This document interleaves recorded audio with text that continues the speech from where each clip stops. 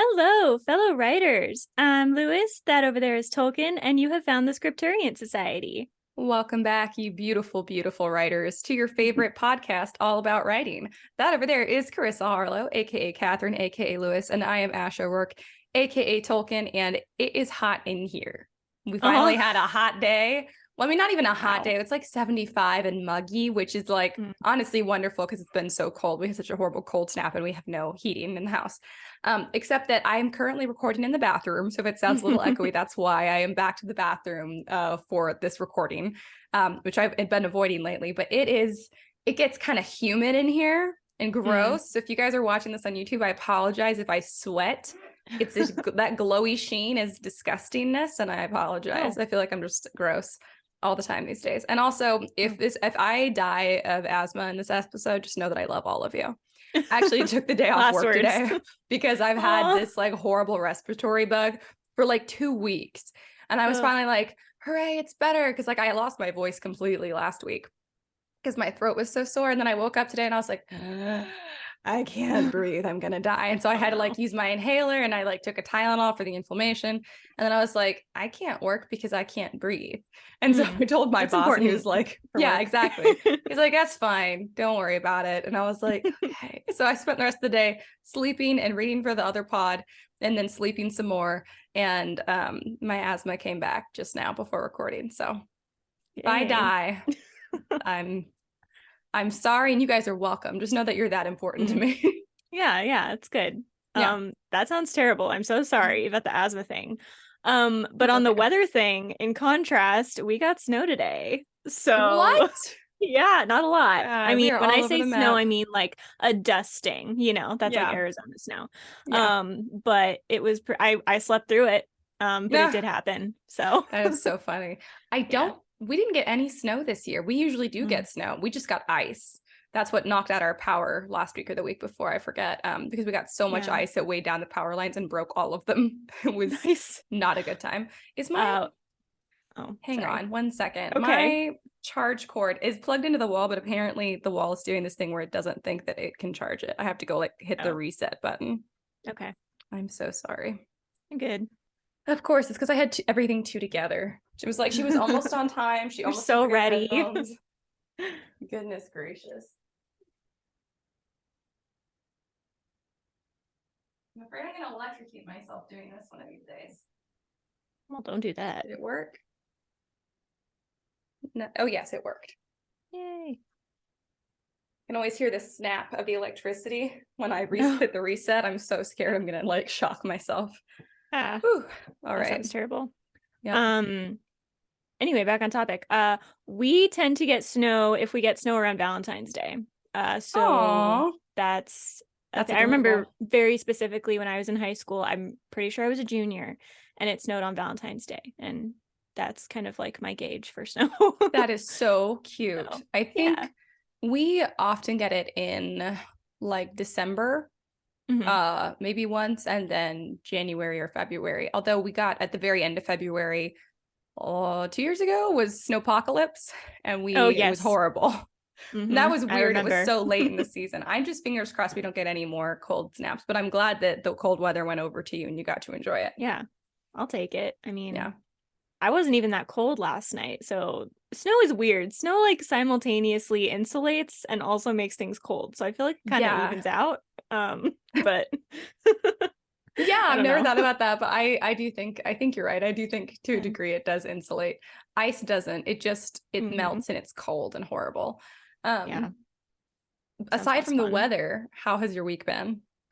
Good. So I forgot to say last week that the puppies have discovered my bedroom window, and my bed is right under the window, right? So if I have my curtains open, they can look out, and my window overlooks 2.5 yards of other houses and a street.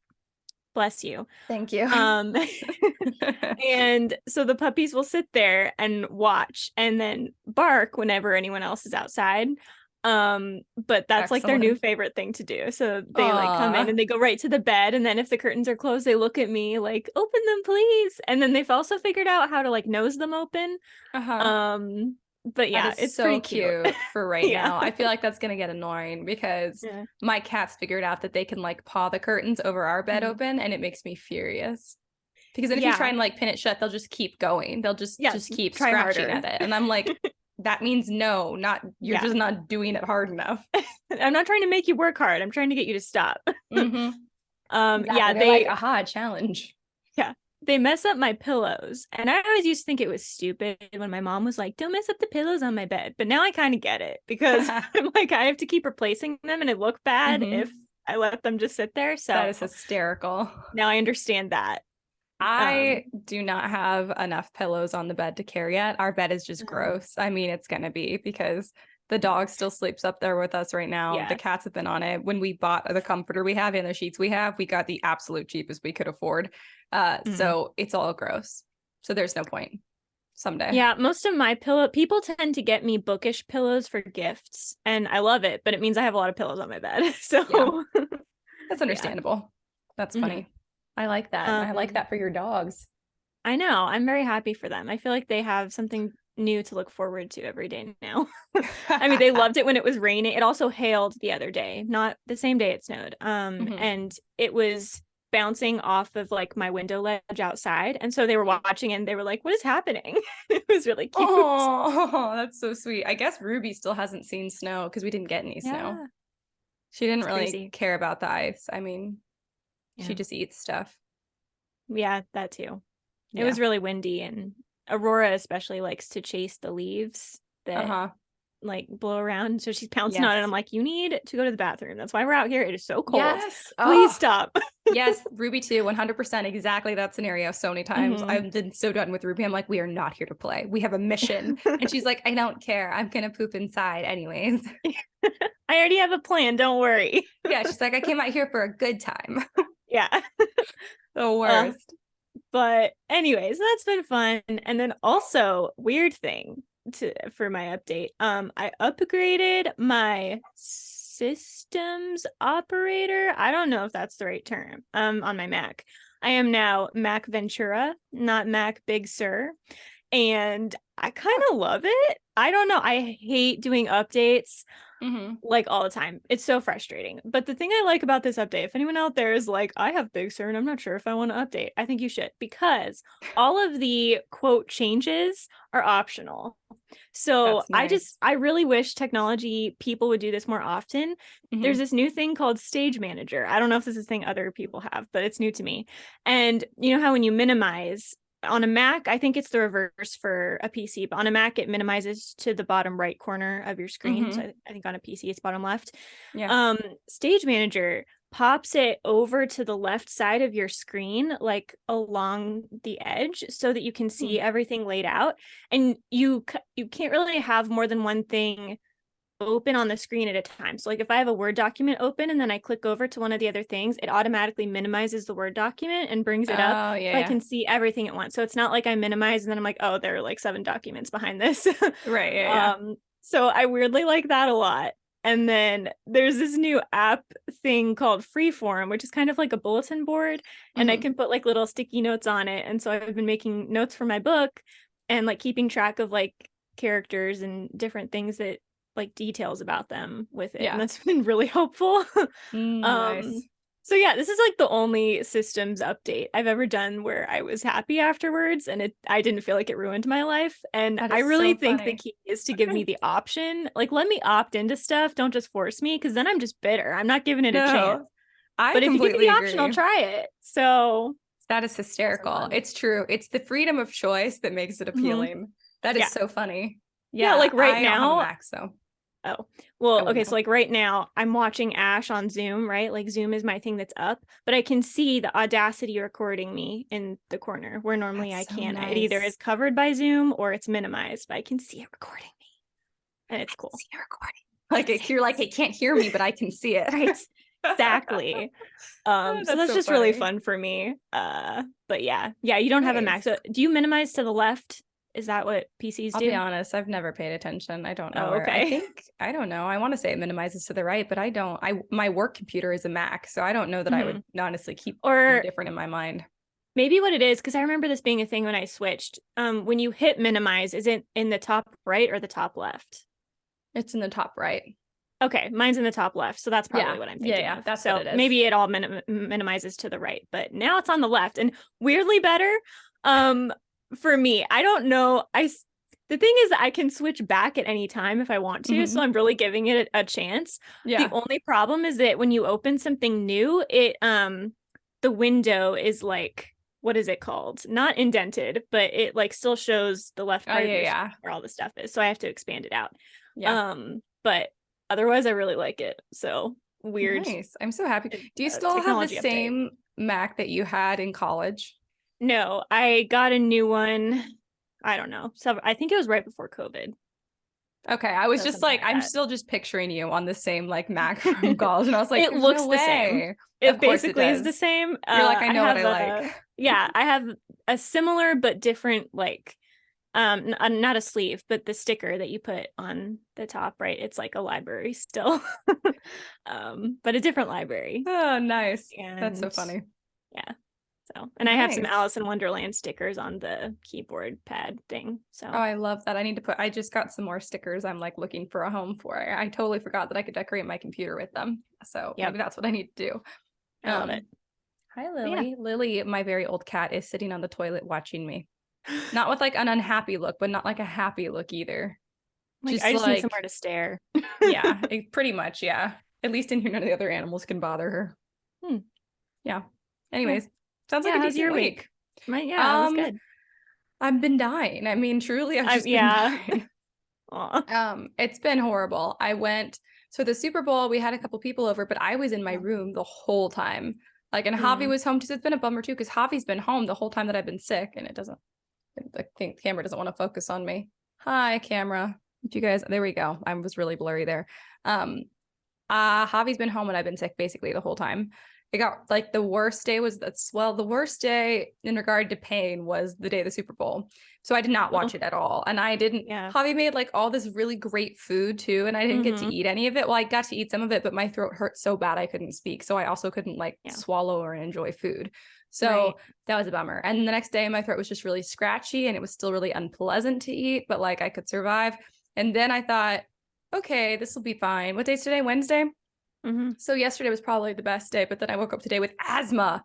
And so I'm like, my funny joke over at our sister podcast, That Pretentious Book Club, I go by Wheezy over there. And my tagline is, it ain't easy being wheezy. But it's not like my asthma kicks in all the time. But every time I get a respiratory infection, it does. And I was hoping that, and I should have known, because like 2 or 3 weeks ago, I was like, I definitely have an ear infection and I'm just going to ignore it. And so I was just like in severe pain from an ear infection and was like, it'll probably go away on its own. And it did, to be fair, but it was a sign that not all was right within my body. Like, it was just a sign of everything else going on and you ignored it.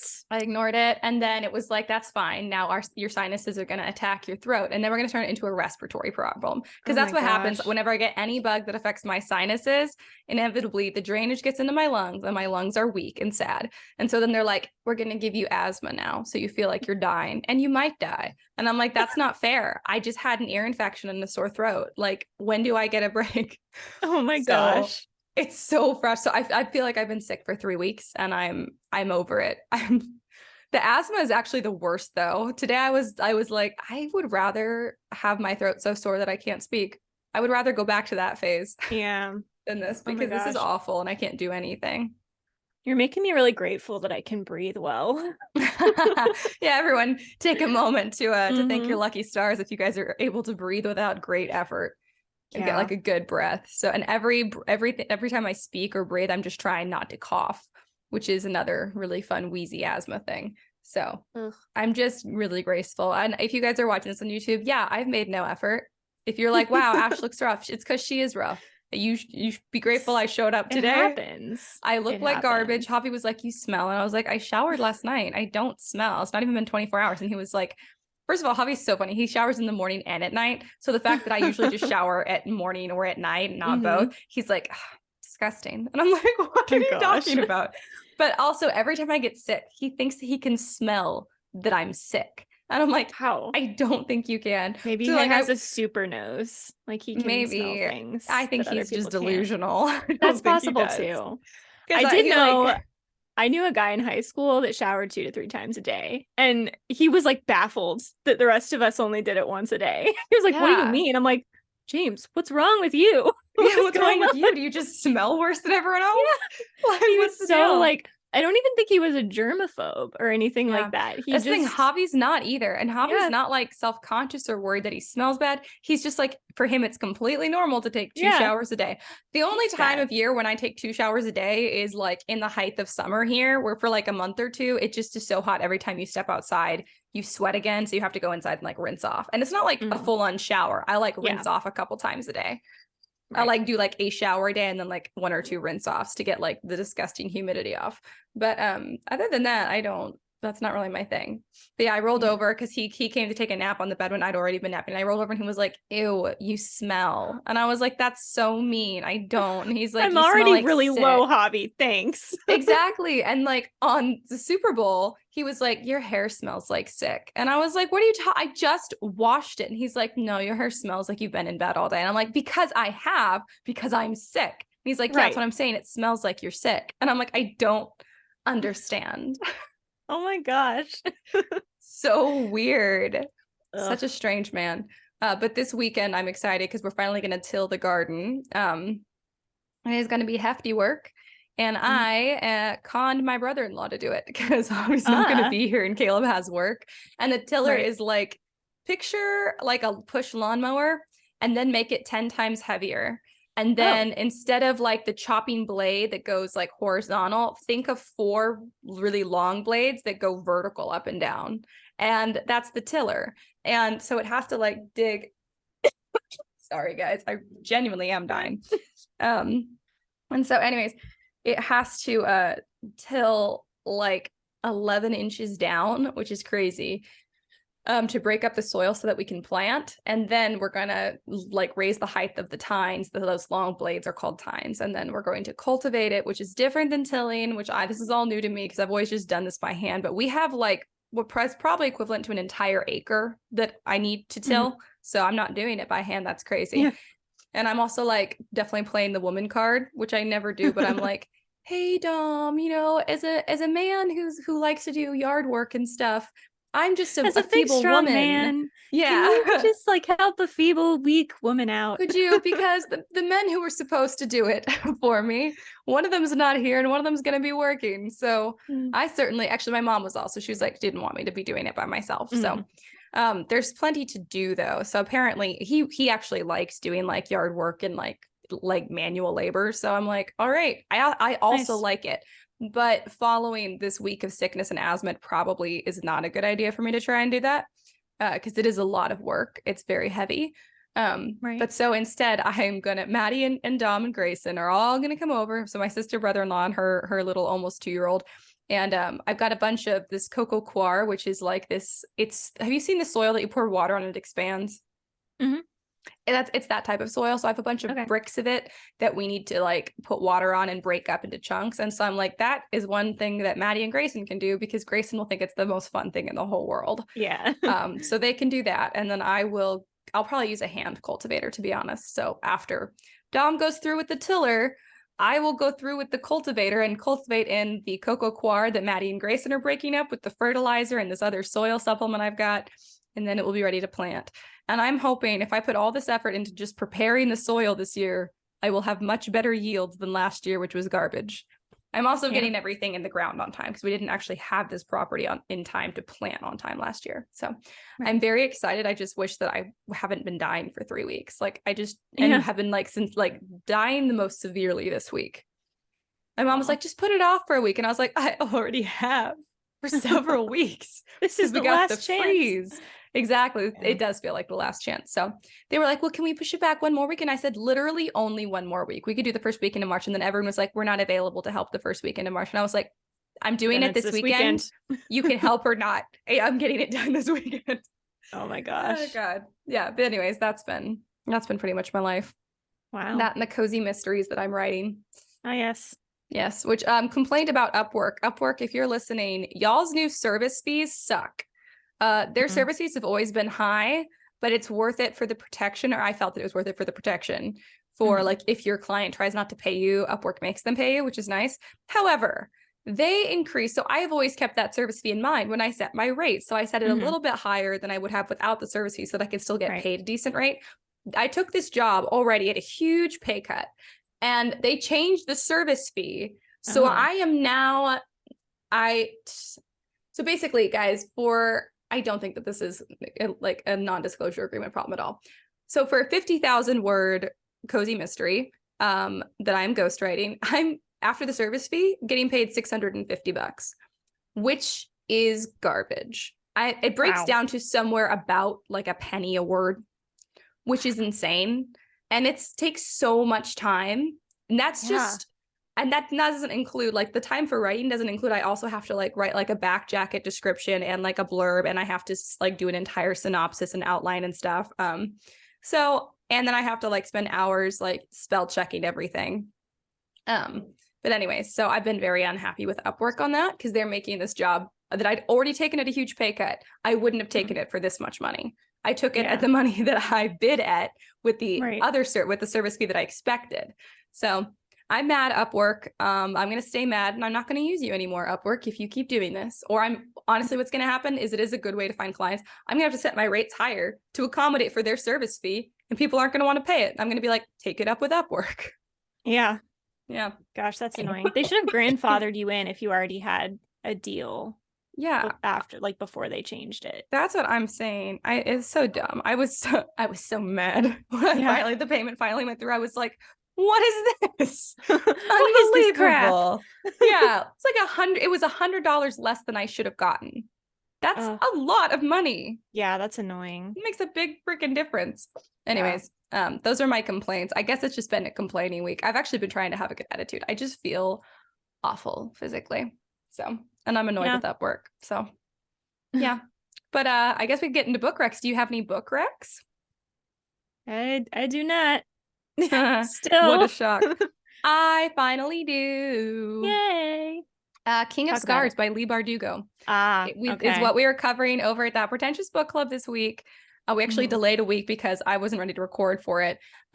It's so good. I literally just finished it today while being sick, and it is such a good book, you guys. And I didn't know, I don't always like spinoffs. Like, I did not like Legend of Korra. And the reason is because I get attached to the primary cast, and I don't want to know about anyone else. Yeah. I don't care about their stories or their lives. I don't want to waste my time. I just don't care about you. I just don't care about them at all. I only care about the primary cast from the book that I got attached to. However, if you guys did not know, so King of Scars and Rule of Wolves are it's another duology, Leigh Bardugo's last duology in the Grishaverse, and it's about Prince Nikolai, who is now King Nikolai, and then some other characters that we know from the other Grishaverse books, the Shadow and Bone books, and also from Six of Crows. So both of her other stuff in the Grishaverse, we have characters like Nina Zenik is in it, and she makes references to the Six of Crows cast. Right. Zoya is in it. Jenya and David are in it. Cool. Kolya and Tamar, like loads, and it references stuff that happens in the Shadow and Bone series. So much so to the point where I was like, I almost feel like this wasn't like a divergence, it just feels like a continuation. And so even though the main characters are not really that present in this story, like versus from like the last one, and like we're focusing on these other characters as the main characters, there's so much familiarity that I love it, and it was amazing. And it's wonderful. You guys should, if you've been on the fence for that reason, I understand, but it's worth it. You should read it. Okay, I have two things. Questions/comments. First of all, I feel like that is such a hit or miss concept to do like a spinoff like that. Like, you have to really nail it and do it well, and you have to have a really good gauge of what people liked about the original and then not screw it up while keeping with like new information and really fun stuff. Also, I don't know if this is a spoilery question, but I want you to tell me, is there a romance element for our prince here? I'm gonna say not really. Okay. I don't think so. There might be some hints at it. And I think in the second book, I think in Rule of Wolves, I think that they'll delve into it more. But honestly, all the characters have much bigger problems in this book. Okay, fair enough. Because I don't know, my whole problem with when I heard that King of Scars was coming out was that I really didn't like him, and I know you and Kendall love him, but I didn't like him because he was not like because Nikolai? he was the competition in the love triangle, and I never got over it. And I didn't like him. He wasn't ever real competition. Here's the thing though, I didn't know that, and I was real concerned, and so I had to hate him in order to keep my sanity. And then by the time I realized, okay, he's just, you know, he's cool and stuff, he's just a good dude. I was too far into it. I was like, I can't go back on this. So I was like, I don't really want to read anything from his point of view or whatever. But as long as he's not part of like a love triangle, I bet I would like him. He's definitely not part of a love triangle. Okay, maybe I'll like him. There are no love triangles in this book. Okay, sweet. And it's from multiple perspectives. So while it is about like his, like the primary plot is about him, there are subplots and stuff, and the subplots are still like pretty important. And so you get to, I believe all the characters that you read from their perspectives are Nikolai, Zoya, Nina. I do like Zoya. Zoya is badass. I mean, she was so garbage in the first Shadow and Bone because she was, you know, supposed to be, she was an antagonist, but she is like so just like killer and ruthless and no nonsense in this book because that's just who she is. And I love it so much. I'm like, you're my hero. Does she interact with Nina? That dynamic seems like it would be cool. You get references to times that they've interacted. Okay. But it would be really fun. Yeah. And then there's also one more character named Isaac. And so we get from his perspective. So it is written from multiple perspectives, like different chapters are from different people. But it is so freaking good. And the subplots are so good. Highly, highly recommend to everybody. If you've been on the fence, I was very on the fence. Very much worth it. All right, cool. I was in the definitely not gonna read it camp, but maybe I will now. You should be in the definitely gonna read it camp. You'll like it. There's no love triangles or anything. All right. That really is my problem. So I know if that's not present, we can be good. There's also there's no hot villain. There's no morally gray love interest. I think that I think you would enjoy it. All right, Lily. I've been convinced. Good. I can't buy it because I have too many books, but I can read it some other way or put it on my list. Yes, there you go. It will at least be officially added to your TBR, not your not to TBR. Exactly. What about our word of the week? Yes, our word of the week is Mumpsimus. Mumpsimus. Sounds like a disease, doesn't it? I got a case of the Mumpsimus. Yeah, it's Mumpsimus. And a Mumpsimus is a traditional custom or notion adhered to, although shown to be unreasonable or untrue. It's also a person who adheres to unreasonable traditions or ideas. So, not to insult anyone, but like a flat earther would be a Mumpsimus. Yeah, LOL. Or Mumpsimus. Or someone that's like says to you, you know, if you get wet and go out in the cold, then you'll catch a cold or something. So that's not how you catch a cold. So that would also be a Mumpsimus. They're so mumpsish. So mumpsish. Yeah. So mumpsimish. I don't know. They're mumpsimish. I like that word. It does sound like a disease 100% though. I mean, it kind of is, but not in like a harmful way necessarily. So that is so funny. Yeah. I'm having a hard time thinking of like a way to use it because your examples were really good. Oh, thank you. That is so funny. Interesting. Yeah. It is a noun. It is the idea and or the person. You got to bring that one back, you guys. That's a good one. Yeah, it is. It's fun. There's a lot of Mumpsimuses in politics. Yes. I mean that as the noun as the people. There are. I was going to say, I wonder if the plural is Mumpsimi. Mumpsimi. Mumpsimuses? Politics are just simply chocked full of Mumpsimi these days. Don't you know? That sounds so intellectual. I want to, like, you could write an article with that in it. 100%. Make everyone go, What are they talking about? Is that a good thing or a bad thing? They must be so smart. They're so elevated in their language. I love that. So eloquent.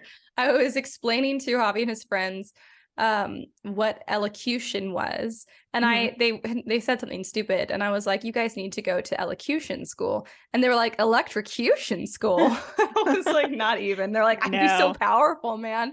Oh, I'm like, gosh. No, I don't No. No. No. Come back to the vocabulary. Yeah, we're saying elocution, and they're just like electrocution. Yeah. So I mean, dumb. I'll give them it's similar, but I won't give them that they're right. Nope. So, Yep, 100%. Should we get into the theme for this episode? yeah. So we are gonna talk about I call it morally gray tropes. I don't know if you guys will agree that these are necessarily morally gray tropes, but they're just kind of things that I feel like collectively have accompanied the morally gray trend, and I feel like they're kind of popular and kind of fit in with it. So morally gray tropes.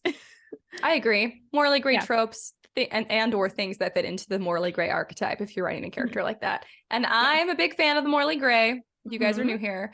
Catherine over there is not a big fan of the morally gray. I mean, I like morally gray. I just don't like love triangles. She doesn't like love triangle, and morally gray does often accompany a love triangle. They do often accompany them. You're right. I don't love them. You're right. I like them. I don't love them is what I'm going to say. I love them and I like them. And I also feel like your bar for what's morally gray is actually very, very low. Like comparatively, like I feel like if a guy like makes like a sarcastic joke, you're like, he's morally gray. And I'm like, I don't think he is. You're like, I need him to commit at least 3 murders. Yeah. I mean, or at least like a good felony, you know, of some kind. Oh my gosh. I don't know. Just we have very different standards. But regardless, these tropes typically, regardless of the level of moral grayness, the level of gray of the morality, these things will still be present. These tropes will still be present in some degree, and or elements will fit into that archetype in some degree. So do you want to start us off, because this was actually your theme idea? Once again, once upon a time when I created this list, I also added things to the list, so those will be surprises to you, and you can also add things to the list. Heck yeah.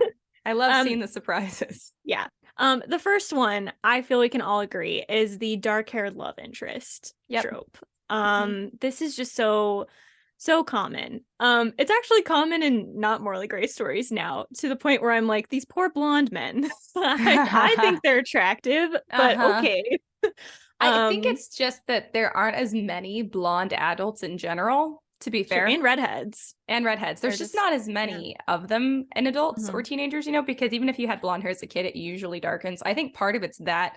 And then part of it is like, we've always had this kind of like impression of, you know, like the golden haired golden boy, you know, like it's a good guy.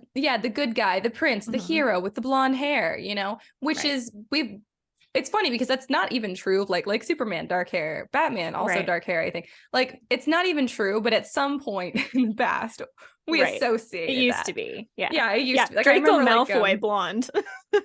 Yeah, exactly. But it is strange. Like, the kind of like roguishly handsome dudes are almost never blonde in books. Yeah. Usually dark hair. Usually like dark brown hair or black hair. And black hair is not that common either. Yeah, at least not on a Caucasian person, which is funny because there sure are a lot of Caucasian morally great characters with black hair in these books. So and I'm true. Like, I don't buy it.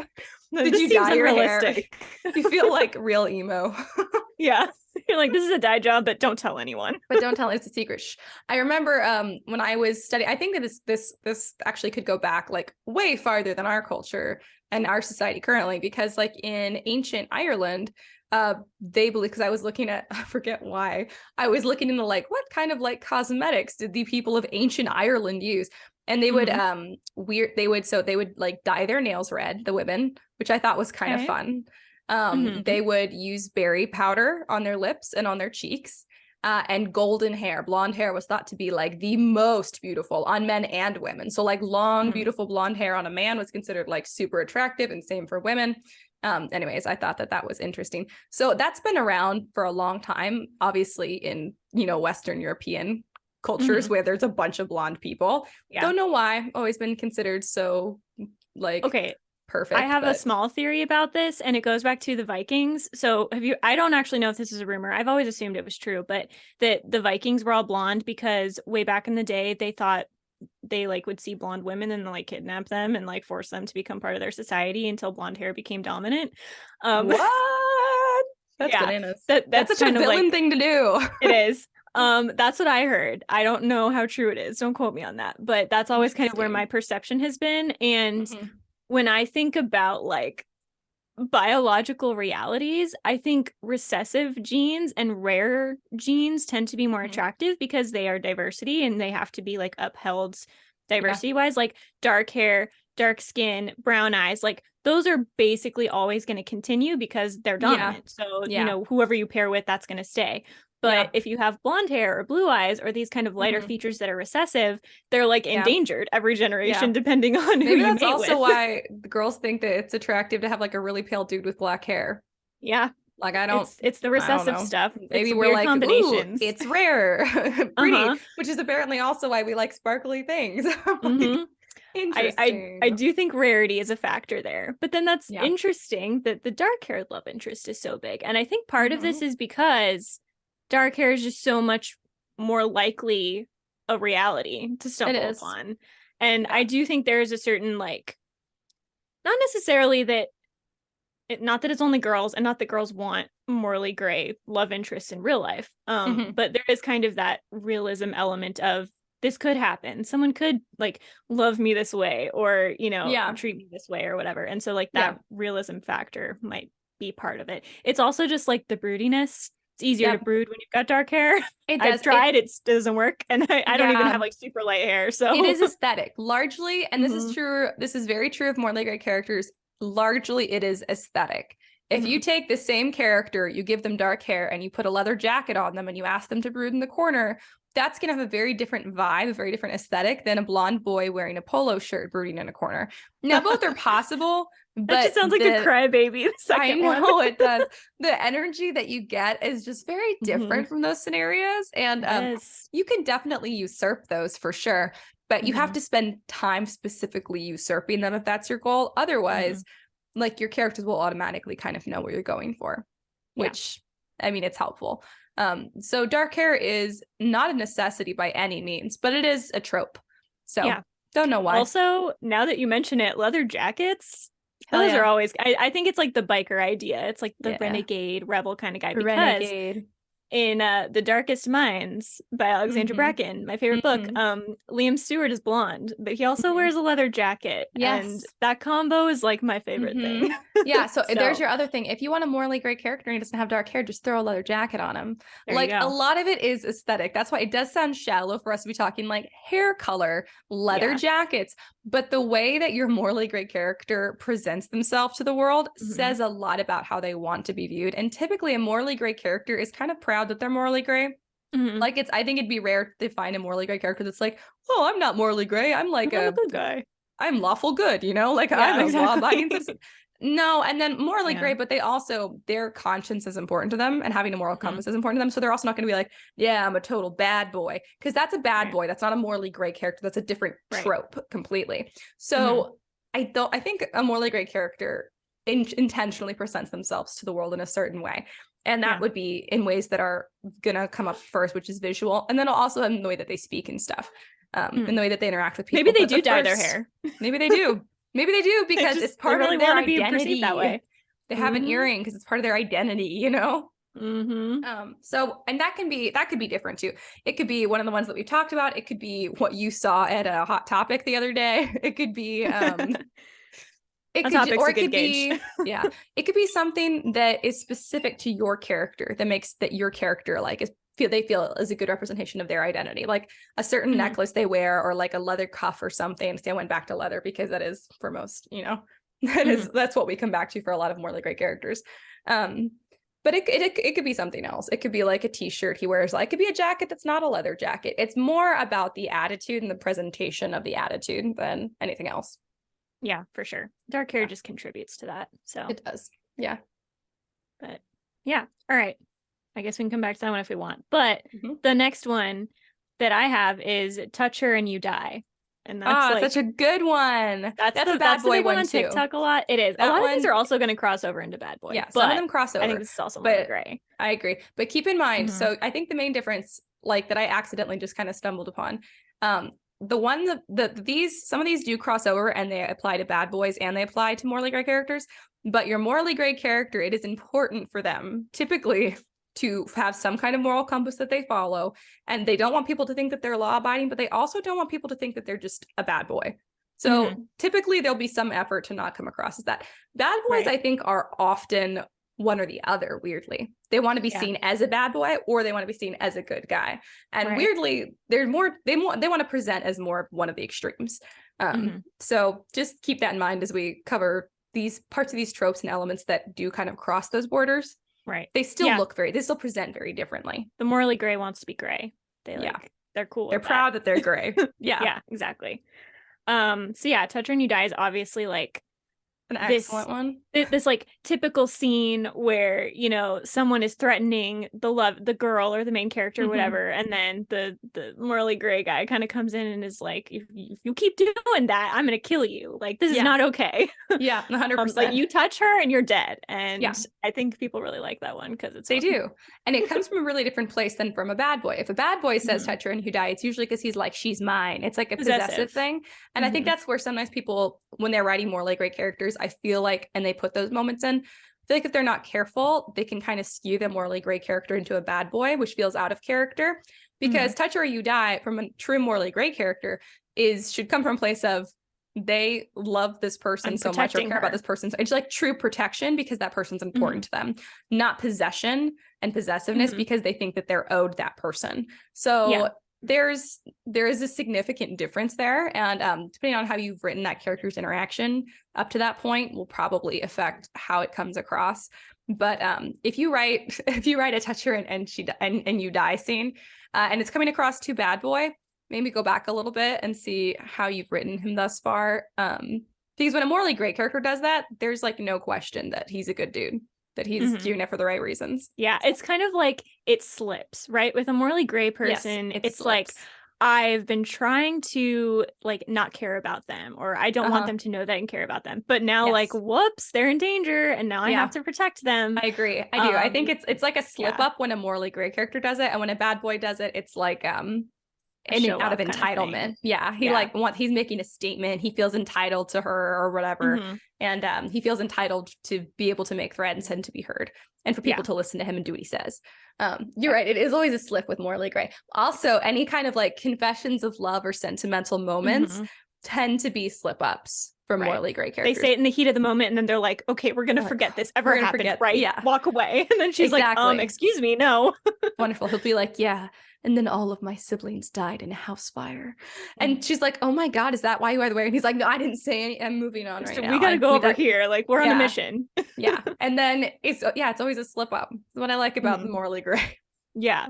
And I think a certain like variation on or a version of the Touch Her and You Die kind of thing is if she's not there. Like, because a lot of times it's like in front of her and he'll be like, you know, touch her and you die. But like sometimes people threaten and, you know, back rooms and back alley corners and that kind of stuff. That. And then when he comes across or like comes off at that person saying like, you better not touch her, like you threaten her, I threaten you type of situation, and she's not even there, that doesn't win him any points for her because she can't hear. And I think that's especially great because you know it's coming from a much more legitimate place.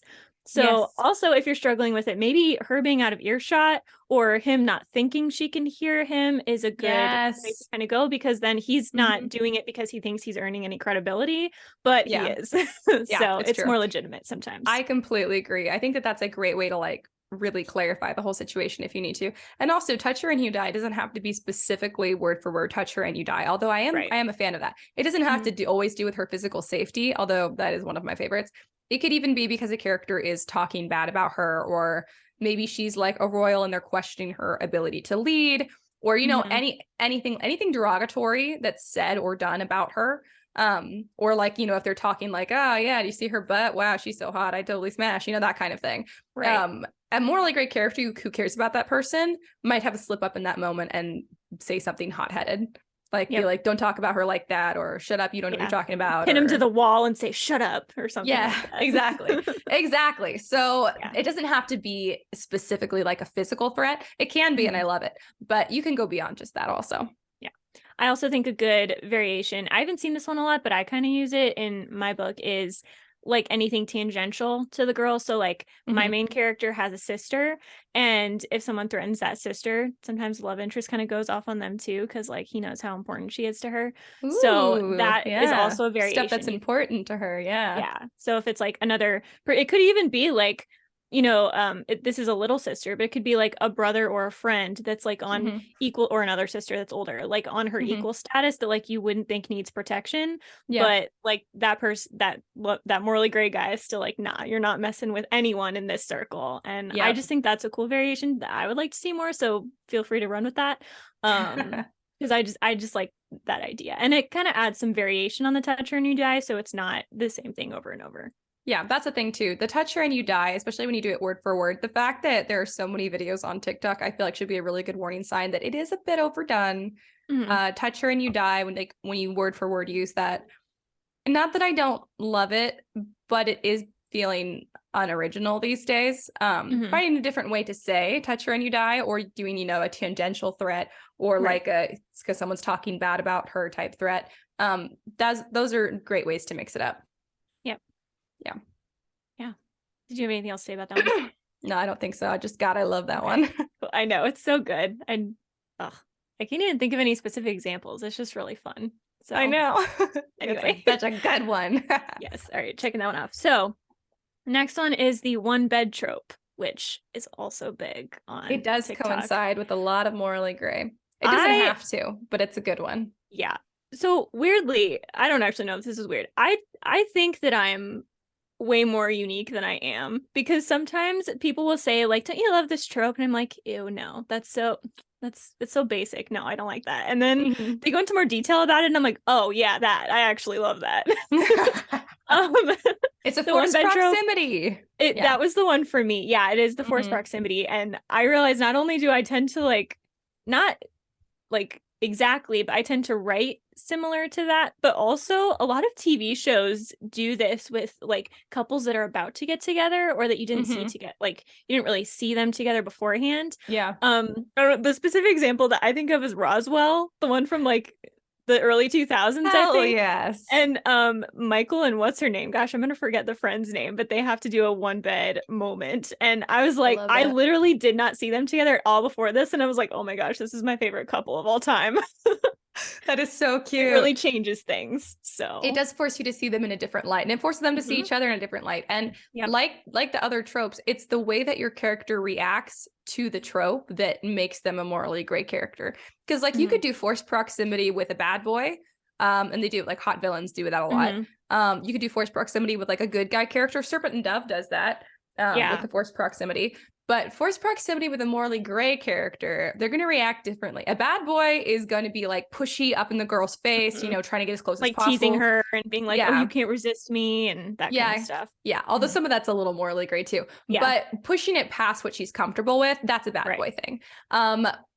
A good guy is going to be like, don't worry, I'll sleep on the floor, right? I got this. You're safe with me. Yeah, don't worry about it. I'll stand guard. I won't even go to sleep. I'll, stand guard by the door. That's a good guy reaction to the same trope. But a morally gray character in a forced proximity, or there's only one bed trope, is probably going to like lounge on the bed a little bit, be like, hey, I want to come snuggle. He's going to tease her some. Yeah, he might say, bet you can't resist me, or like, oh, you don't want to share the bed because you can't resist me. Is probably going to tease her some, because typically with a morally gray character, their true feelings are reflected kind of in their sense of humor, because they don't want, the girl or their friends to know how they really feel.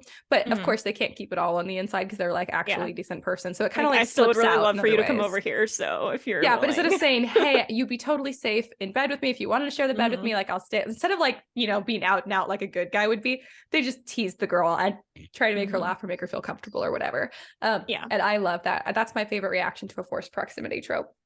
Yeah, it's really fun.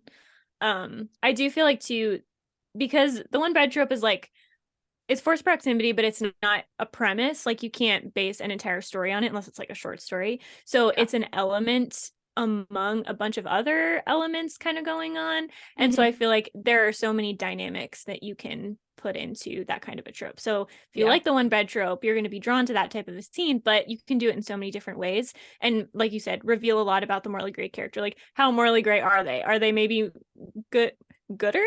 Are they better than they think they are? Are they worse than they think they are? Like, how are they reacting in the situation? And I think because of the conversations you can have in that situation, it's a good scenario for the main character to learn more about them as well. And it's kind of a fun vehicle. So it's like kind of tense and kind of awkward sometimes, but you're also learning a lot. So it's like not shallow. What's the word? It's I don't know, it feels overdone or like something silly, but you can actually learn a lot through. It's actually very useful to the story. So and I think that you bring up a good point, which is that there's not like one level of moral grayness. Like your morally gray characters, there's a huge spectrum. I'm going to call it the Liam Stewart-Kaz Brekker spectrum of moral grayness. I like that. Yeah, we're going to call it the Liam Kaz spectrum because I love it. Liam is like the sweetest morally gray character. This is Liam from Chris's all-time favorite. Stewart. Yes, Darkest Minds. Liam Stewart. Darkest Minds. You're like my favorite. I have to plug it. I have to. I have to. Liam is on one side. He's the sweetest morally great character that you'll ever meet. He's adorable and he has done nothing wrong in his whole life. Kaz Brekker has done about everything wrong that a person can do, but he does make huge sacrifices for his friends. He cares about people. He cares about not people. All people. Just not all people. No, he's motivated by not necessarily altruistic, but like he's motivated by a sense of justice for the loss of his brother.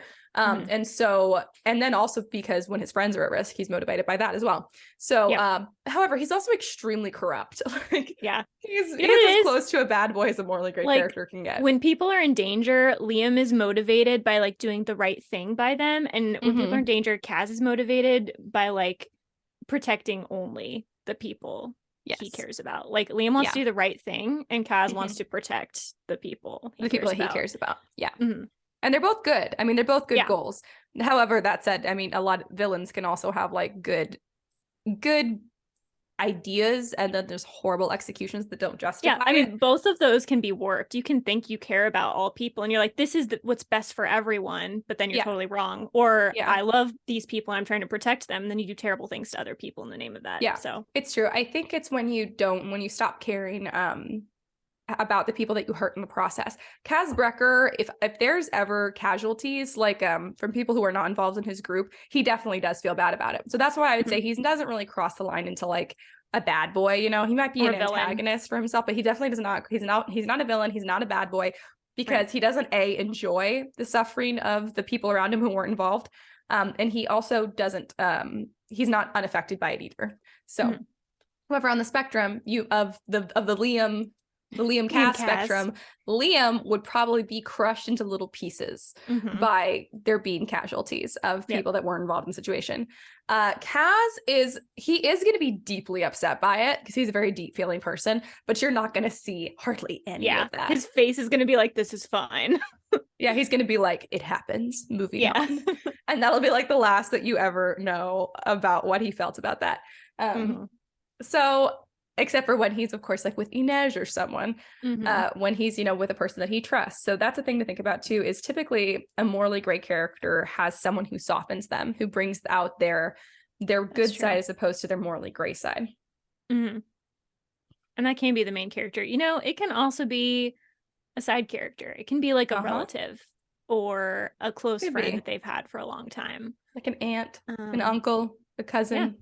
Yeah, exactly. So just a grandmother. Yeah, that's absolutely true. But one bed. It's great. One bed. She looks off into the distance like she's picturing it. It's a good trope. It is a really good trope. Yep. All right.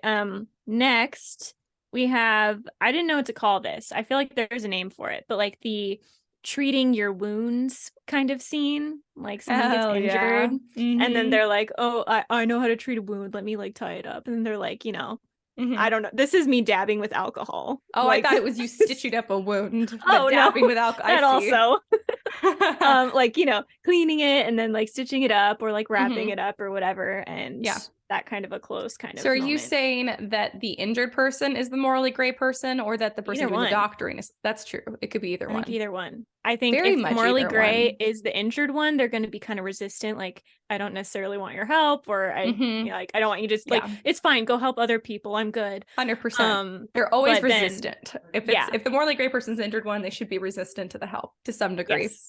Yes. But then if it's the main character, then she's probably going to be like, oh, like, I'm fine. Like, undermining it, like it's fine, and he's going to be like, no, this is bad, like we have to get this taken care of. He might not even be necessarily super nice about being like, no, it's okay, here, let me treat your wounds. He's gonna be like, shut up, you're being stupid. Sit down. Shut up, sit down, come here, we're gonna fix your arm or whatever has been hurt. So I feel like, especially if his logic is like, well, I need you for this thing, so you can't die yet, you know. But it's like, actually, I love you level. So that's a little more on the Kaz leaning side of the spectrum. But 100%. That's a good one. It's an opportunity to kind of soften your character, those moments. So moments of intimacy between characters, whether they're having like just like a kind of emotional discussion, or they're treating a wound, or even that forced intimacy, those are moments of like moments of forced intimacy, like emotionally and otherwise.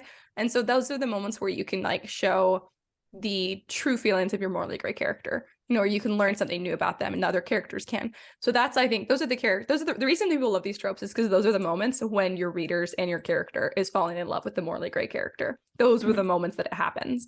So it's really important to include at least a few significant ones, because otherwise, even like a Liam level morally gray character without those moments is either just not going to be interesting or kind of come across like a douche. Like if we didn't have any of Kaz's moments with Inej, we would just be like, this guy is an asshole. He's we just hate a straight him. ass.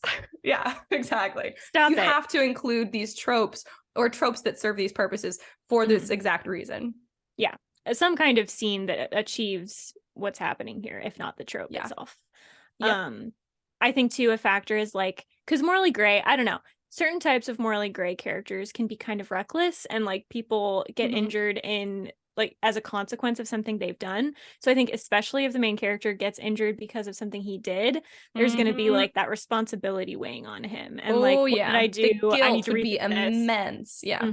So I think that's a nice factor as well. But then also, if it's her fault, if she like ran into something recklessly, he's going to be like, why are you so stupid? This is not okay. I hate this. Yeah, it's true.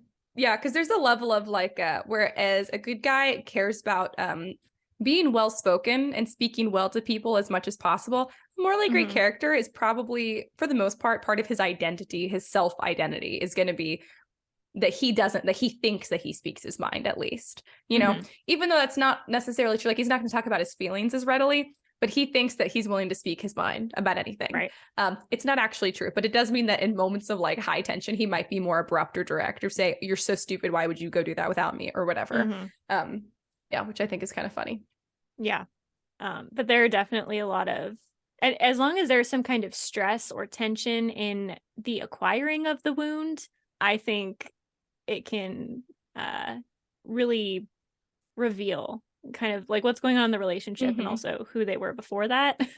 Because it tends to be a turning point, because at least one of them is showing themselves to maybe be a little softer than I mean, look at Belle and the Beast and Beauty and the Beast. They have that moment. That's a good one. She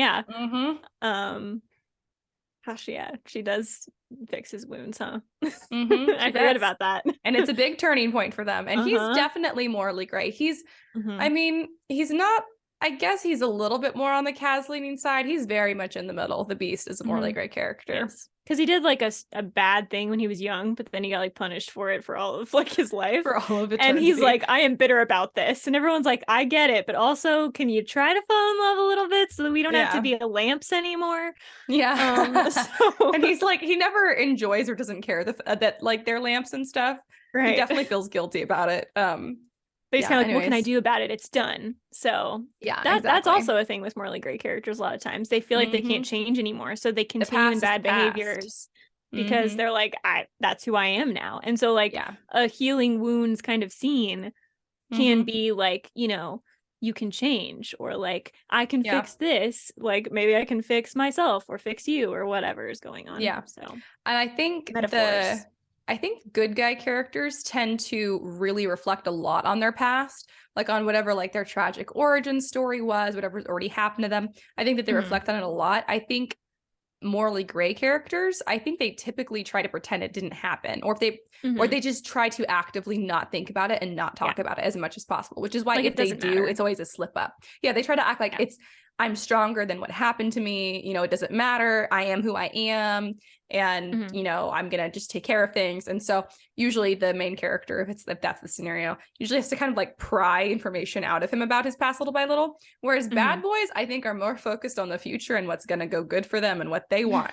So it's kind of like a very different directions of focus between the three, for sure. Yeah. Yeah, I do like the healing wounds thing. I'm trying to think if I have anything else to say about it. I don't think so. I mean, the point of this is that these are tropes, that there's not like a ton to say. They're just kind of there, and they're small moments. So yeah, that's why they're not there in episodes. Yeah. But so if you have a morally gray character and you're getting some feedback from your editor or beta readers that they're coming across more douchey than attractively morally gray, maybe you need to include more of these. However, if you have written a morally gray character and people are like, he doesn't really seem like morally gray at all, there's like no bad boy energy at all, then maybe you have too many moments of intimacy and you need to take some of them out. Yeah. And you got to pick and choose the best ones, because you definitely don't want like an overflow of these, because then you reveal too much about the morally gray. He should be shrouded in a gray fog of mystery to some degree. Even as we get to know him and fall in love with him more, because as soon as you know everything about him, it's hard to see them as morally gray anymore. Because that's the thing about even just people in real life. You might think, wow, that's a bad person. And then if you get to really know them though, and like really know them like intimately as like a friend or a loved one, it's gonna be very hard for you to see them the same way. You would just see them as a good person who's maybe had some difficulties. So, and leaving a level of mystery and not like divulging everything about the morally gray character's past or feelings is going to be the best way to keep that morally gray appeal. Yeah, you give details, but not the whole story. At least not up front. Yeah. You gotta drag it out a little bit. Definitely have to drag it out. Yeah. You want to slowly divulge that stuff. Yep. All right. So the next trope I have is I hate everyone but you, which is kind of like a Grumpy Sunshine, but a little different. So yeah, the idea of like this guy hates everyone, but then this girl's like, all right, I kind of like you, so we can be friends, or we can be more, or whatever. I like that one. That one's pretty far over on the Kaz Brekker side of the scale. I'm a big fan of it. Yeah. Like it's very Kaz like. I love it. Yeah, it is, and I do. Yeah, it's a good one. I mean, there's really not much to that. Typically that's the morally great character who has probably not had great social interactions, either because of like their circumstance and how they were raised, or because there was like some tragedy or some big event that happened. Maybe they're like a social pariah. Maybe they were just from like a lower, caste of society, and so they felt rejected for whatever reason. A character that says that they hate everyone but you typically has a massive chip on their shoulder. And that should be something that they overcome, like at least a little bit with time. I love seeing that I hate everyone but you don't want your morally gray character to stay in that realm of I hate everyone but you, because then you lean to just a straight bad boy, because they have to slowly learn that they can trust others and open up to others, and that other people have value as well. But if your main character is the one that opens that door, that's adorable and sweet, and we love it. I do think too, you want to make sure that there is valid reason for this person to be the one person they don't hate, because sometimes it's like, oh, she's pretty and like good at fighting, exactly, and I'm like, please stop. Like, those, you cannot tell me that this guy has never met anyone else who's pretty and good at fighting before. Like, that's not it. There has to be some kind of like mirror between, like she has had a similar past, but she's more cheerful than he is, she's overcome it better, or like she has something in common, or she puts up a bigger fight than other people do. Like, sometimes this will be like a prince or someone in a lot of power, and no one treats them like an equal because they're always higher than them. So if this girl is like, I'm going to treat you like you're my equal or lower, then maybe that can be something. Yep, exactly. But there needs to be some kind of a reason. It can't just be plot reasons. It has to be because they have something in common, something complementary, some kind of a valid reason for that to make sense for the readers, because otherwise it's going to fall flat. It's true. And also, this is true of every character type with every character type, but do keep in mind like the level of how much your characters should challenge each other. So a morally gray character should be somewhat challenged by the protagonist, not in every way. And then that, first of all, varies between relationships. And then it also varies between like our character archetypes. But the fact that your character is morally gray means that there are some areas of their thinking that are not correct. And so hopefully your protagonist has some complementary areas that they, could help kind of correct that. And so there's a little bit of challenging there, but vice versa, because your protagonist should also not be right about everything. So the morally gray character should also like introduce the main character to different ways of thinking, and they kind of challenge each other in that way. Yeah, exactly. And you can choose how much you want to like turn up like the challenge or like how adversarial they are about it. Some morally gray characters with the protagonist are like really like back and forth, bantery, like always kind of seem like they're fighting, but they're not really. And that seems like a really high challenge match. It might not even be, but they come across that way. Or you could have characters that are a morally great character with like the protagonist that when they get into deep discussion tend to be like kind of like more quiet or respectful of each other's thoughts. And it's just a difference in personality. And so that's going to seem like a lower level of challenge, even if it's not. But it's something to keep in mind that there should be a give and take there, because your protagonist should never be perfect. And your morally gray character should they should even be farther from perfection than the protagonist. And there's like the kind of more literal conflict that they can have where they're like butting heads. Maybe they are like fighters in some style and they're like sword fighting, or they have big arguments or whatever. That's not necessarily more or less challenging than like every time she speaks, he like considers it and he's like, oh my gosh, am I wrong? Or like kind of the mental or emotional challenge that comes along with that. Or like if he's supposed to protect her and she's constantly running away. And so like she's stressed out. Like these are different levels of challenge. So you want to make sure that whatever challenge you're giving them in the form of the other character is something that they would grow to appreciate, not something they would grow to resent. And that's going to be different per person. Yeah, like if you have characters like a morally great character who's like, I'm fighting for my kingdom, and she's over there fighting for her rival kingdom, and they're like, well, my kingdom needs this, my kingdom needs this, and they come to the point where they see that both of their kingdoms' needs are valid and it's not necessarily the other kingdom's fault, right? That's a great place to reach, but you can't have either of them like flip to one or the other, and you can't make the difference so big that they couldn't overcome it. Like one of them just believes that like one of them's just like a hardcore racist and not going to change, right? That's not going to be a good match. If they're not, if they've shown that they're not a person who's going to change, that's going to go real bad. That's not an equal challenge. So yeah. Also, don't do that, guys. Don't write a racist love interest. Gross. I mean, I'm not telling you what to write, change coming up.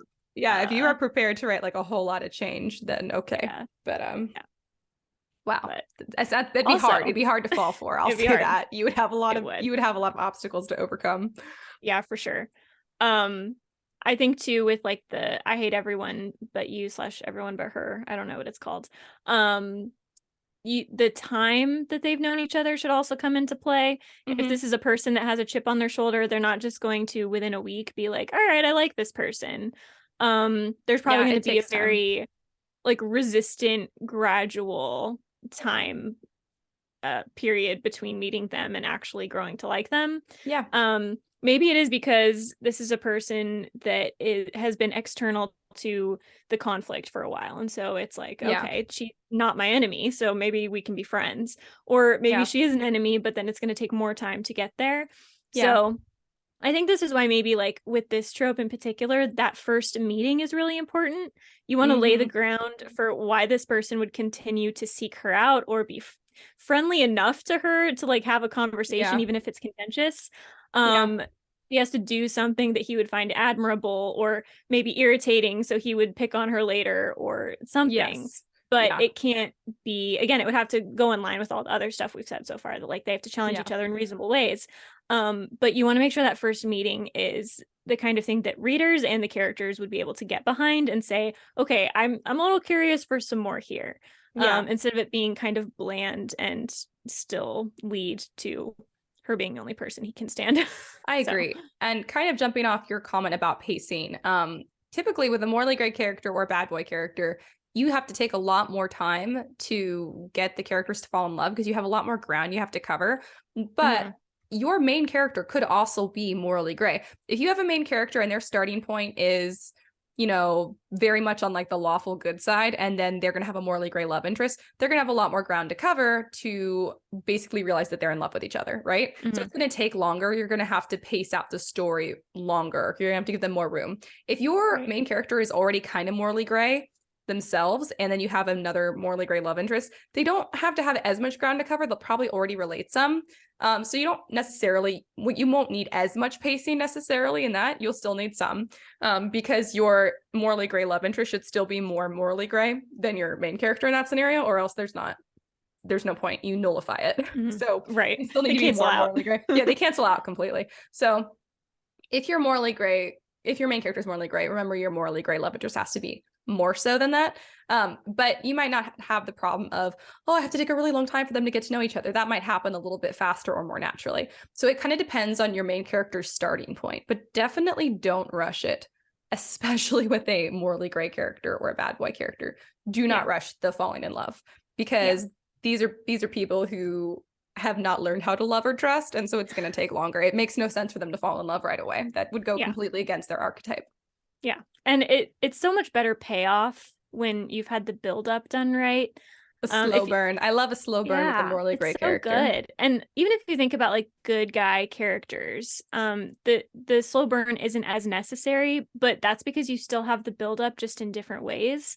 So when you're thinking about like the morally gray, okay, well, time is going to have to be a bigger factor here. Yeah. And if you put in the work there, and you can still make it interesting with the other tropes, like the one bed trope or the fixing each other's wounds tropes, like those can be happening in between to keep it interesting and to keep it tense, but you don't want to like ultimately culminate into, okay, I love you, or you're the only person I can stand, or anything like that too soon. So kind of use the other tropes maybe as markers. They're like between guideposts along the way. 100%. You don't have to hit all of them. Like we said, don't overdo it, but hit a couple. And then by the time you get to the end, it'll make more sense. The farther apart your characters start out in like their moral standing, probably the more moments of intimacy that you'll need to get them to the point where your characters believe that they're in love. If they're already closer together, you don't need as much. It would probably feel like overkill to have like a bunch of like those tropes. Right. Yeah. Yeah, for sure. I'm also now thinking like most of these are romantic, but some of them you could do even non-romantically if the morally gray character is like a parental figure or a mentor or a friend. Like, I don't know, the one bed is going to be pretty sexual regardless, probably. So don't do it with that one. But something like like patching up someone's wounds, like you could do that for anyone, and it doesn't have to be sexually tense. It can be tense in other ways, like maybe the main character is being patched up and the other person is responsible for hurting her and she's upset, and so now they're having that conversation, or you know, they don't want their help, and that can come from a lot of different directions. I don't know, I just feel like it doesn't have to be romantic. And the main character could also be the one that's morally gray compared to the rest of people around them, like Serpent and Dove. True. The main character in that, Lou, is definitely morally gray. And the love interest is not, and almost no one, well, there's a couple other morally gray characters, but she's definitely like the primary morally gray character. She still has moments of intimacy with the people that she's different from, romantically and otherwise. So however, whatever trope you use, some of them you can, like Karissa said, you could definitely modify to make non-romantic. Other ones, just use any other situation that forces characters into a moment where they have to be real with each other is a moment of forced intimacy. And that's going to be really useful in getting to know your morally gray characters. Yeah, definitely. I bring it up because the next two I have, they're not going to be super long. They're just kind of mentions, but they're pretty romantic. So I just wanted to knock that out first and say it would be really interesting if your morally gray character came from a non-romantic position, and to see what you could do with these kinds of tropes in that type of a scenario. I think that would be interesting and add variety to your book, or to whatever you're writing. So the next one, I also don't know what to call this one. Like hate kissing, like where they're fighting and then suddenly all of a sudden they're making out against the wall. Like, I hate it, but I love it. I have such a problem with this trope, and yet I love this trope, and I have so conflicted about it. Yeah, and so are the characters. So I know, because it always eventually like ends abruptly. Like one of them pushes the other away, or someone walks Or in, someone and they're like, interrupts, yeah. "We're just gonna say that this didn't happen," and Yep. like that seems like a bad idea, but okay. Or the moment of a near kiss that gets interrupted. Like they're fighting, and all of a sudden they end up really, really close, and they're like breathing in each other's faces, and they're like, "Are we about to kiss?" And then like someone's like, "Hey, I brought donuts," you know. You're like, "Gosh, I love donuts, but could you have waited 10 minutes?" Yeah, seriously. I do also love interrupting intimate moments. I don't know if that's morally gray. I Good. just love it. It's not morally gray, but it is fun. And if you're having a hard time trying to transition out of a intimate scene in for a morally gray character, some kind of interruption is not bad. Whether it's like action happens suddenly, guards are attacking them, like whatever, or it's someone being like, "Hey, I brought donuts," you know, whatever. Interruptions can be a great way to end any kind of intimate scene that you're like, how do I end this cleanly? Yeah, and it does kind of, I would say neatly, it kind of prolongs the tension so that if it is a reasonable thing to solve relatively early on, instead of doing like miscommunication or something like that, you can add in obstacles in like real life. Like, it's not a good time. We need to fix this problem first, or there are other people around. These are very real problems. So it 100%. doesn't feel so much like a plot contrivance as this is a real issue, but now we're also kind of dragging out the tension a little more, which is nice. Yep, 100%. So yeah, I agree.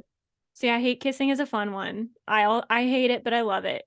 It depends on whether or not the characters would reasonably make that choice. Sometimes this is what bothers me about this one, is sometimes you have like the main character that's like never been kissed, and her whole thing is like, I don't like, I haven't been around a lot of people. I don't know what to do around boys and all this stuff. And then like there's a hate kiss and she's cool with it. And I'm like, that feels unrealistic. I feel like you would be more resistant to this. I think it depends. I don't think that character would ever initiate a hate kiss, and I don't believe it when that happens. Also, if a morally great character knows that about her, I feel like they'd be less likely to like lunge in for a hate kiss. They might get close, and that's okay. But yeah, with that kind of scenario, I don't love the idea of a hate kiss. I like the idea of, ooh, are they going to kiss or aren't they going to kiss? But yeah, if it's the person's first kiss, I guess it depends. If you have like a really bold main character, right? Because I don't know, most teenagers, especially girls, I don't know, probably boys too, have like this romanticized ideal around the idea of their first kiss. And so I just feel like your character, if they're going to be okay with that type of a first kiss, they need to be the kind of character, like you said, that's bold, that like is cool with other similar types of scenarios, that doesn't put a lot of meaning behind stuff like that doesn't really care about that kind of thing. So they just need to be illustrating that in other ways. So you want to make sure they're being consistent in their character. That's usually the key to the whole thing, is, are they being consistent in their character? I totally agree. And it does often happen like when they're fighting, or if, you know, like they fall down a hill or something, you know, like whatever, when they end up physically close. And it's an emotionally charged situation. Right. Yeah. That's good. It is like the idea that hate turns into love, which I don't know that happens that rapidly, but no. Well, I mean, and that's an enemies to lovers thing too. Yeah. It could just be anger turns to, you know, like I'm really angry, and so my emotions are heightened. Yeah. Yeah. I think like we're fighting because we don't know how to handle this, not we're fighting because we hate each other. Because we hate each other. Yeah. I mean, you can do that if that's more of an enemies to lovers trope. I really am not a big fan of that one. I do like they've been arguing or something, and then one of them kisses the other. Sometimes it can be like, you know, he'll be like, just to shut you up or whatever, which I'm like, okay, whatever. But sometimes it'll be like a near, I know I don't love it either. Sometimes it'll be like a near kiss and then not. And I'm like, oh, the tension is amazing. It's off the charts. Or it'll be he'll kiss her and then walk away, or they'll get interrupted. And then the moment is still, there's no resolution to it. Because there can't be, which is awesome. So love it. Love to put them in love it so much. Situations. Yeah. And then the last one I have is, also don't know what to call this, the idea of like, I would save you instead of saving the world, which we've talked about before. Because I feel like morally gray characters are the types that will save you over saving the world. I think it depends on the Liam cast spectrum, because I think that Liam would save the world. Yeah, exactly. Liam would not, but Kaz would. A bad boy, well, I want to say bad boy, because bad boys are inherently selfish archetypes. A villain might would probably sacrifice the world to save you. So you have to be careful, like making your morally gray character into a villain, because you don't want to do that necessarily, unless like that's what you're going for intentionally. But that is something that more on the Kaz Brekker side of the spectrum is definitely a thing. Like I'd burn the whole world if it would save you. Yeah. Burn the world to save you instead of I don't know. You wouldn't burn her, but maybe. Yeah. Now, a morally great character that's more on the Liam side of the spectrum, or somewhere more in the middle, might be like, oh, I'll break some of the rules for you. Like, oh, hey, I stole this for you or something. Which we're not condoning stealing, but it's cute. Yeah, there can be lower level versions of this. It doesn't have to be the whole world is destroyed. It can be that I'm going to do something that I normally wouldn't, or that I don't think is totally right, but I'll do it for you. Yeah, exactly. Like they break their own moral compass for her.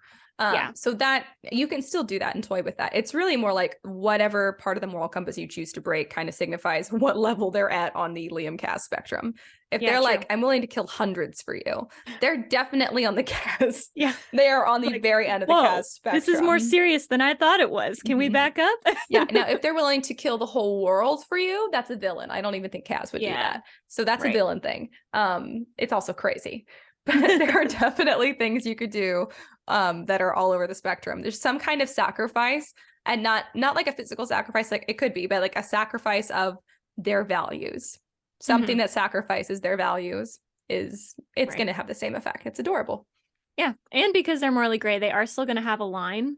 So don't cross that line unless it's supposed to be a bad thing. Yeah. But yeah, whatever the line is, if they're like towing that line and they're kind of butting up against it, because like for the main character, then that's a fun moment. Yeah, they'll push their boundaries to make the main character happy, and that's adorable. Right. Yeah, it's definitely a romantic one. I mean, I guess that it doesn't have to inherently be romantic. There could be, I mean, I burn the whole world for you. Yeah, exactly. Yeah, maybe like for a child, or like an ailing mother, you know, someone like who a really can't close friend. Yeah. Well, yeah. Now I'm thinking of The School for Good and Evil, or whatever that movie is called, whatever the preposition is there. Yeah, that's like the school the school for whatever. That's a good one.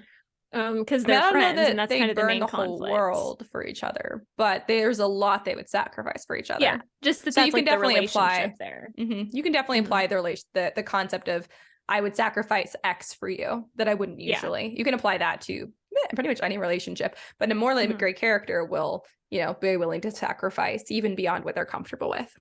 Right. Yeah. Yeah. That's what I had. Nice. Yeah. I knew you would come prepared. I didn't write any down because I knew that you would have like a straight up list. I did. I came up with it 5 minutes before, but I did have the list. So I love it. I will say if you were looking for some action for your morally great character, smirking, listening with amusement. These are excellent tools of the morally gray boy. These are a few of my favorite things. But these are a few of my favorite things. Finding situations that are a little chaotic, more amusing than not, that can be morally gray. Having a slightly different moral compass, not even like a really off one, but a kind of off one than the rest of the characters, that's morally gray. Usually has a tragic backstory that they ignore or that they don't want to talk about, but still affects them in the daily. That's pretty morally gray. So there's a lot of things, but they will usually, I think, across the board, try to seem more unaffected than they are emotionally. So just keep that in mind. Yeah, a lot of these tropes are like creating intimacy with someone that's really resistant to it. So that's kind of a good rule of thumb. It should be someone who is resistant to intimacy and resistant to opening up. God, I love a morally gray character. They're delightful. They're good. They are fun. Yeah, you got to crack open that walnut. I was thinking egg. You gotta crack open that egg. It's pretty easy to crack open an egg. You just drop it. That's true. That's super fair. But my brain went egg when you said crack, so that's funny. Bad metaphor from my end. But anyway. Was there anything else that you want to say about the morally gray tropes? Nope. Alrighty. In that case, how's writing been going this week? Good. I finished my first draft of the book that I was working on. Oh my god, congratulations. Good Lord. I'm very excited. Who knows? Maybe I'll write another 4 books this year. You will. I mean, it's not even, it's the middle of February. It's exactly 2 weeks into February. I know. My so TikTok, there's been this discussion going around TikTok about like how long does it take you to write your first draft? And a lot of people were kind of saying similar to what I had said, where it's like within a month, right? Like a couple weeks to a month. And people were accusing them of lying and being like, that's not a thing you can do. And I'm like, when I actually yes, sit down and focus, yes, that's about what it is. Yeah. And I think what it is there are people who sit down and write consistently, regularly, if not daily, like, you know, for an hour a day or for a half hour a day or whatever. And so of course those people are going to take months because they're only doing it for an hour a day. But I binge write, which means that for a couple days in a row, I just write for like 10 hours straight with some breaks in there, but otherwise 10 hours straight. That's how you do it. It doesn't work for everyone. I'm not even sure it's healthy, but it is a system that works for some people like me. So if you're a binge writer, yeah, absolutely, that's possible. And then it's hard because then unless you're Karissa, who like wrote 4 books last year and is already like, I just finished my first in 2023, 2 weeks into February. Otherwise, if you're like me, you're like, maybe I write 1 book a year. And I'll say that I'm writing it all year long, but I'm really thinking about writing it. And then I'll sit down and I'll write it in 2 weeks. So binge writer. But so I guess it also depends how you qualify, like how long you've been working on it or whatever. What is the starting point and what is the ending point? Because I talk about like actually first line of first chapter to last line of first draft. That's what I'm talking about. So I think I'm going to judge like second chapter to end of book, because my first chapter I'll go back and toy with and play with and write some and then like delete a bunch. But I'm not really serious about like sitting down to like binge write it. But usually by chapter 2 I am. It's usually done in 2 weeks from chapter 2. Right. Yeah. So yeah, I finished that draft. I'm very excited. It is a hot mess. But I have already started like going through and doing my edit. I don't know how much details go into. It's not very like well written yet. It's just plot. So I have to go in and like add voice and stuff. But I was going through the first chapter earlier today and I'm like, okay, this is significantly better than I was expecting. Like it's still not great, but it's workable. And that was more than I was banking on. So I don't know how long this first edit will take me. I'm really just kind of editing because I got about halfway through before I realized like some backstory moments and some like how the magic was specifically working. So now I'm just kind of in the first half. I have to be like, okay, I need to take all of these references out because those aren't valid anymore. I have to change them to this. And it requires that I read through it because I can't just like do a search for a word, like a keyword or anything. That's kind of what I'm doing just to get all of the nonsense out of my brain, and then I'm gonna let it sit and come back to it. Nice. So I mean, I'm doing a couple things in this edit, but I'm so happy to have it done because it was like, I'm so happy for you and jealous and so excited for our writing retreat. I know. I was stressed about getting it done. I don't know why. I don't know why I am the way I am. The second I start writing a new book, my brain is like, you need to finish it now. It needs to be done. You can't, like, honestly, this is so stupid. My brain is like, you cannot be caught dead in the middle of a draft. Like, if I were to die tomorrow, I would have an unfinished draft, and that bothers me so much. Oh God. So I'm just racing to the finish line to have a finished draft. And I don't even think, you know, like Tolkien, when he died, his son like went through all this stuff and wrote it wasn't the Silmarillion, whatever he wrote after that. He like finished something together and finished. No one's gonna do that for me, but I'm taking notes like they are. I'm like preparing for death. It's so weird, but so I think about that so sometimes. Stressed. I get stressed. People would have to really dissect my notebooks. They're all in physical notebooks, and I'm like, you could do it. You do it, but it's all in different notebooks for the same book because I have no organization. Because they're scattered. So I feel like I have to get it done, and I can't really focus on things. Like I've been doing some other stuff, but mainly my mental energy has been on this. So now I feel like I can take a break. Like there aren't these plot points kind of swimming around in my head that I need to get down. Now I have them all out there, and anything that I need to add, I can like go back and add it as I feel like it, because I have to write in chronological order, but I don't have to edit that way. Heck yeah. So I now, like, there are certain romantic scenes I'm like, I can make those better, because in the moment I was not feeling it, but I was like, I have to get something down here so I can move on. And then same thing with like some of the action scenes. So now I'm like, okay, I can go through and do it as I feel like it instead of having to go through it chronologically. Nice. So that's nice. But But yeah, I'm excited. Nice. I think it's again, I feel like this is what I said about my nano project, and I feel like it's even more true of this one. It is so bad, but when it's done, it'll be great. So I love that. It'll be, but yeah. That's all that matters. That's exciting. Congratulations. Thank you. I'm excited. But yeah. How has your writing been?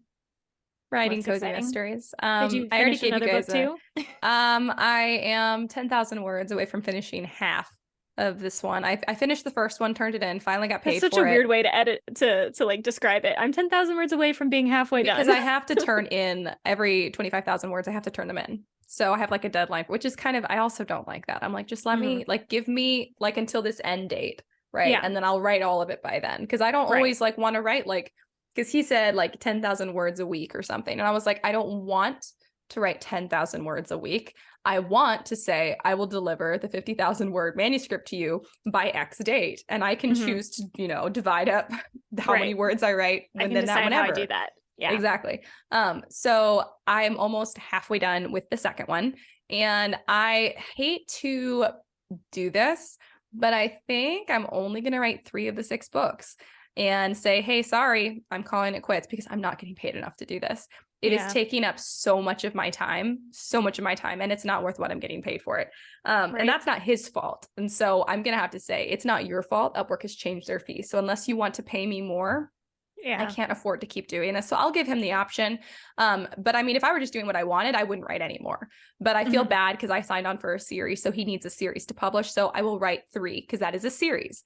And so I will at minimum write 3 at this rate. And then I'm going to have to say, I'm either not going to write the rest of them or you're going to have to pay me more. And it's not your fault. I just can't keep devoting this much time. I can't justify this time. I can't justify it. Money. Yeah, exactly. So I'm kind of I'm almost hoping that he's like, I'm not going to pay you anymore. Cause I'm like freedom, like, but I'm also like, but if he actually wants to pay me a fair rate, it would still be less than an actually fair rate. Cause that's what I signed on for to begin with. But if he wants to pay me a closer to fair rate, I'd be fine with that, I guess. The money is nice. So yeah. And then I'm going to try and stop myself from taking these jobs on in the future. I always regret it when I do this. But then I get paid, but then like the money comes in and I'm like, oh God, it's amazing. And I can like go buy the stuff for the farm I needed.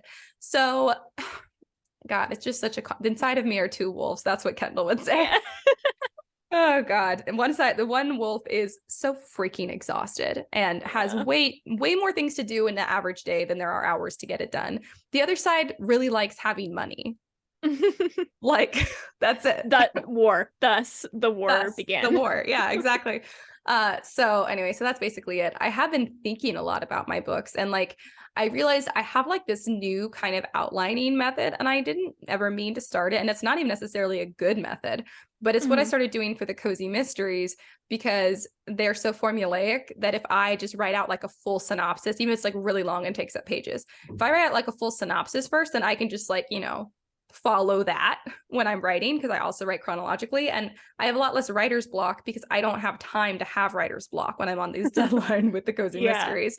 So I'm trying to like minimize that. It still happens, but happens a lot less. And so I've started kind of applying that to my own book. So like this outline that I wrote for this sci-fi book that I'm writing is really long. And I was thinking about it like, oh, I need to go like rewrite it. I think there are still a couple plot holes because also, even though it's going to change for sure, because the story lives and breathes and the characters do what they want.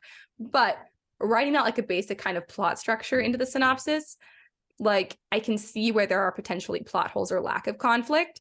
And it's so nice because then I work those out in advance. And then I'm like, I feel pretty confident that if I were to follow this, I would have like a decent story. And the characters are going to definitely shake things up, but at least I have like what feels like a strong skeleton. So I'm actually kind of enjoying that. It is a pain in the ass and takes me hours and hours to write, even a synopsis for a cozy mystery, because it takes hours and hours and like really intense focus and thought, but it feels so worth it. So, and everyone hates writing synopses, and it's not a synopsis I could ever show to someone because it's horribly written, but it's just for me and my brain. And it's been so helpful, which is why I'm like, as soon as I finish these dang cozy mysteries, I want to try and get the sci-fi one written because when we go on our writing retreat, I want to work on the one I really care about. So, and I want to do the writing retreat so bad. It'd be fun. Is my phone buzzing? It is. Anyway, so that's basically it. Just thinking about my own writing and doing lots of writing for other people. Nice. Yeah. Anyways, yeah, that's pretty much my writing update. Anything else that you want to share with the listeners? No. All right. Well, if you guys enjoyed this episode, and you know that you did, you guys can follow us in all our morally gray ways. Well, I'm morally gray. Karissa, do you identify as morally gray? No. I think I'm probably on the Liam side. I know I'm on the Liam side of morally gray in reality. But anyway, so if you guys want to join us during the week and you just can't handle waiting a whole other week to hear our beautiful voices again, you guys can find all of our episodes wherever you listen to podcasts and on YouTube. You can also follow us on social media. We are the Scripturient Society. We are on Instagram. We are on TikTok. TikTok has loads of funny videos courtesy of one Karissa, Harlow, Catherine, Lewis. And then on Instagram, if you guys missed an episode, don't worry, because Karissa kind of like summarizes all like the best tidbits of the episodes and puts them on there, and it's awesome and super helpful. So you guys can always go scroll through that if you're looking for inspiration or just ideas or tips to become a better writer.